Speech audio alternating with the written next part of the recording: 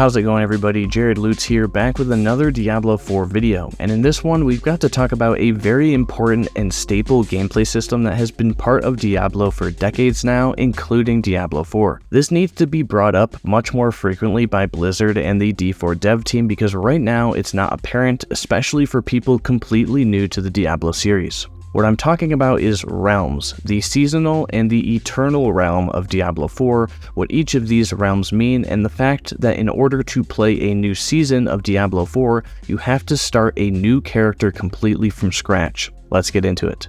So in D4, there is the eternal realm and the seasonal realm. Think of these as separate game instances, separate versions of Diablo 4.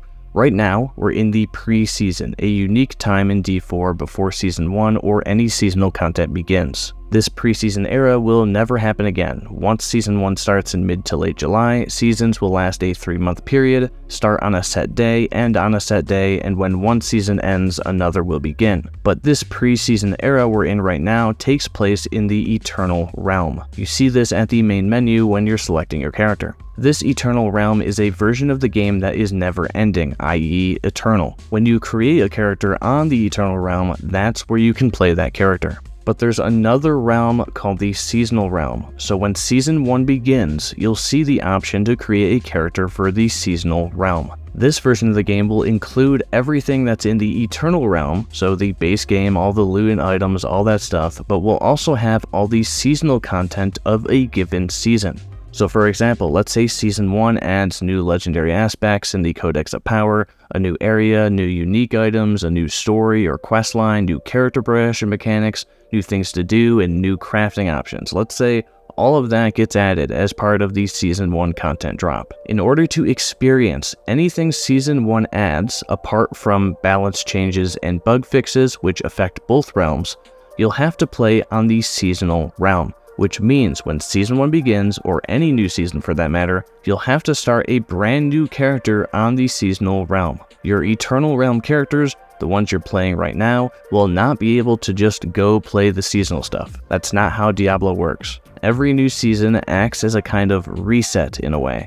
New content is added, new character progression systems are introduced, the way you build a character and the meta will change.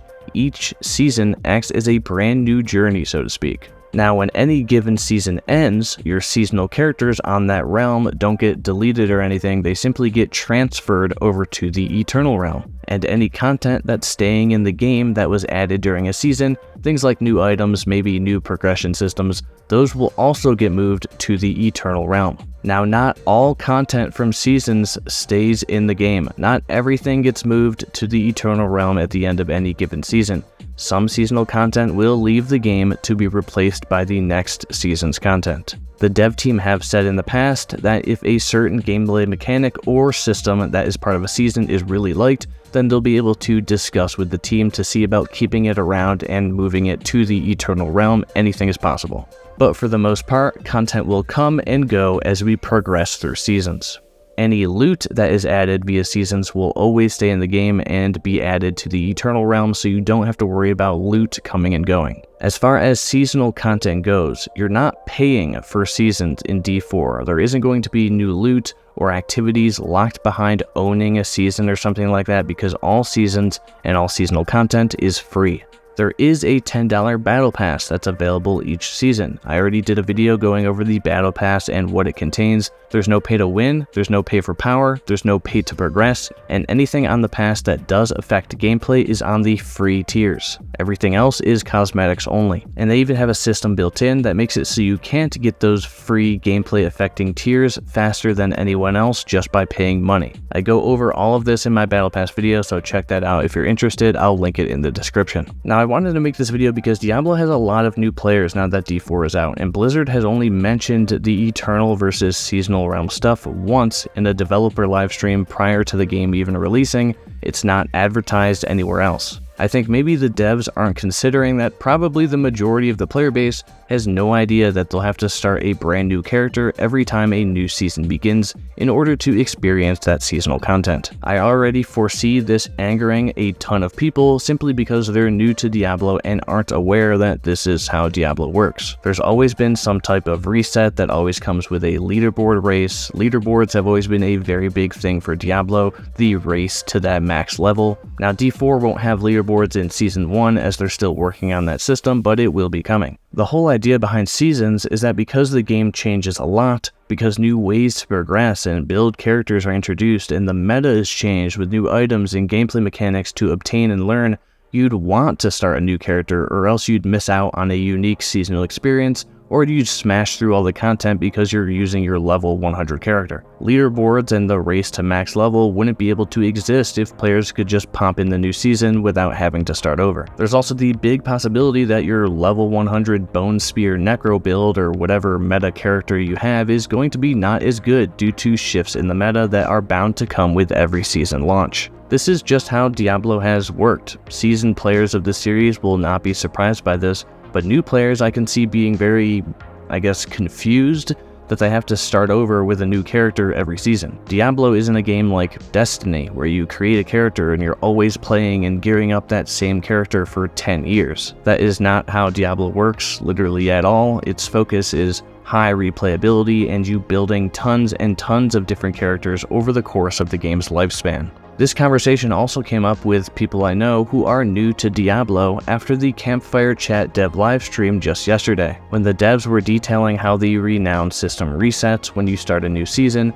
Chat was exploding, people were spamming L everywhere. Players were upset that they'd have to re-get Renown just because a new season is starting. I'm willing to bet that 90% of those people have no idea that you have to start a new character to even be able to play the season. When you understand this, the Renown resetting makes a bit more sense. They actually stepped back a little when it comes to what actually does reset. Instead of everything resetting, you actually get to keep Renown progress that you've obtained via Altars of Lilith and exploring the map. Meaning if you've gotten all the altars and have uncovered the entire map, you'll have the first 2 tiers of Renown rewards unlocked when you start a new character. I'd imagine this change was implemented because it doesn't particularly feel good from a gameplay perspective to have to uncover the map again or obtain the altars again, as it's literally just you running around or horsebacking around for hours following an online interactive map. So this change that they announced yesterday is actually a really great change, but I don't think most players realize that they'll be starting new characters to play Season 1. People are upset that they'll be losing their Paragon points or their max Obel count from Renown, when in reality this isn't going to matter because you wouldn't be able to use the Paragon points anyways because you have to start a new character and start at level 1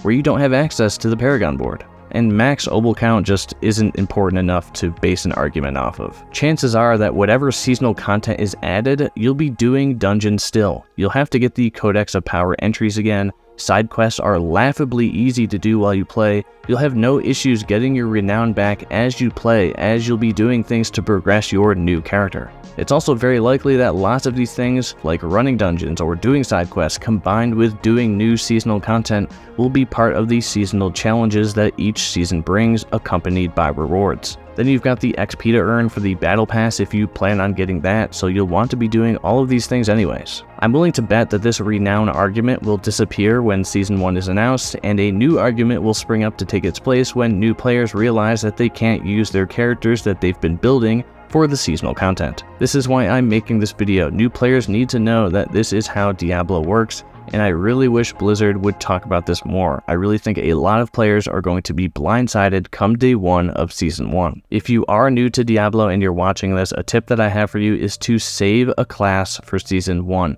Don't play every single class and grind every single class before the seasons begin. Unless you have the time and don't care about starting a new character each season, if you save a class to play for Season 1, then the game will feel fresh because you're using a new class and you've got also new content to experience at the same time because you've got a new season. That's all I really have for you today. I just wanted to get this simple video out to whoever can see it because I really think everyone should know about this before Season 1 arrives. Subscribe for more Diablo 4 content. I've got lots more on the way now that I've reached World Tier 4. I plan to do a lot of beginner-related content or casual player-related content, guides, tips, tricks, things like that.